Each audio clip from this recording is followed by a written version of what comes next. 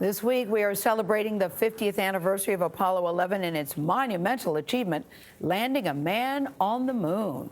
A new CBS News poll out just this morning shows more than 7 out of 10 Americans believe the moon landing was worth it. Now, that's up nearly 30% from 4 decades ago. And more than 70% of Americans favor sending astronauts back to the lunar surface. CBS Evening News anchor and managing editor, that's Norah O'Donnell, spoke with some of the pioneering women involved in the Apollo 11 mission 50 years ago when the space program was dominated by men. Does it look different? Yes and no. It's much more pristine. Poppy Northcutt, the only woman inside of Mission Control, was responsible for calculating the maneuvers that would bring those astronauts home. You were plotting out every kind of scenario. You always are thinking about all kinds of possibilities. How nerve-wracking was that? Well, it's very nerve-wracking. It doesn't matter how successful any other stage has been if you don't get them back safe and sound. Apollo 11 is back from the moon. Safe and sound. Norah O'Donnell, she is anchor and managing editor of CBS News, CBS Evening News. I got a little chill of excitement for you, Nora, when I read that this morning. I'm really, really happy because tonight is your big night. It's the big night. Yeah. Very big night. Mm-hmm. Are you ready?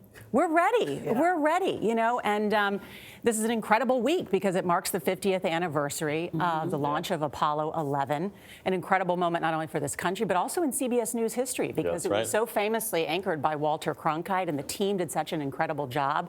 And even though this was one giant step for mankind, we wanted to go back and look at the women of Apollo 11. About what the environment was like for women back then. Well, it was a lot of men, and there were a lot of cigarette butts, and it was sort of, sort of a Mad Men era. I mean, Poppy Northcutt told me as we went back to Mission Control there at Johnson Space Center, I said, "Does it seem different?" She goes, "It smells different." A lot better, I bet. A lot better. Yeah. But I think these are these pioneers, these trailblazers, these women who were there at the time. You know, they were great scientists and mathematicians, and so you'll see each stage they played in what was this massive government effort. There were 400,000 people involved in that. You've got another interesting story related to this week. An interview with Jeff Bezos, who's a space entrepreneur as well as running Amazon, and obviously. And doesn't do many interviews.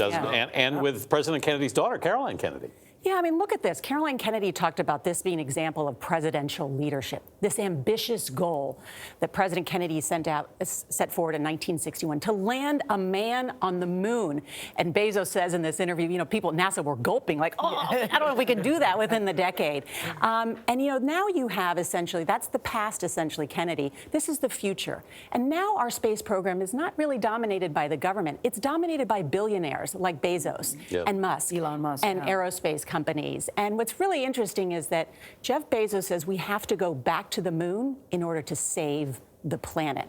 He talks about something called the Great Inversion. He's actually been talking about this since he was 19 years old in his speech when he graduated from high school. Essentially, we're going to move, he says, all major machinery and industry to the moon in order to save our planet. You know, it's interesting. One of the Apollo astronauts actually went to the moon or went toward the moon and came back saying, you know, we went to discover the moon and we actually discovered the Earth because of those amazing pictures, Earthrise and the blue marble shot. But let's talk about the future. What else can we expect from the evening news under your tenure? Well, it's very exciting. Tonight is our debut on the CBS Evening News. We've seen you rehearsing in here like last week or so. Yes. Every morning they have to fix the lights. Yeah, it's that's like bright again. Yeah, it's such an incredible team. It's such an incredible team at the Evening News. And this is a legacy broadcast. It's actually one of the longest running broadcasts in America. Yes, indeed it is. You know, and Walter Cronkite was known as the most trusted man in America. And I think we already have the best journalists here at CBS News. And we want, you know, fact-based, trusted news every evening, and we're going to continue to do that. And it's already been happening. The Eye on America series, you know, the Separated and Counting, Profiles in Service we're going to do on the evening news. So that kind of, we're going to double down on investigative reporting, double down on breaking news. Well, you're here tonight, of course, for your debut, but tomorrow you're going to be down there where Walter Cronkite was all those years ago. Yeah. I think about that too, Nora. Do you have goosebumps about this moment? I have goosebumps for you. Thank you. Goosebumps? I do have You're the second woman to sit in this chair of the evening news. Yeah, How are you? it's an incredible honor, and I'm excited that we get to take the broadcast on the road in the Your first second week. day, yeah. Yes. We've also got something exciting planned for Wednesday, but stay tuned on that. All but right. the Kennedy Space Center, I mean, in the same location that Walter Cronkite was, when that Saturn V rocket, blasted off, he said, "Go, baby, go." And it really symbolized for a nation, for the last time that really this country was all sitting. Can you imagine a time when everyone was sitting together watching the same thing? 96% of American households were I watching. remember it The biggest very and well. most powerful rocket ever built. Yes. Use it today if we built one. Yeah. Well, in the words of that great philosopher, Grace Tracy, also known as your daughter, crush it like a popsicle, Mom. Crush it like a popsicle tonight. Cheering you on, Nora, always cheering you on. Thank you. And tonight, have you heard? You can watch Nora's debut as anchor of the CBS Evening News tonight, tomorrow. CBS This Morning and the CBS Evening News will anchor from Kennedy Space Center in Florida to celebrate the 50th anniversary of Apollo 11. Tony's going down right after this show.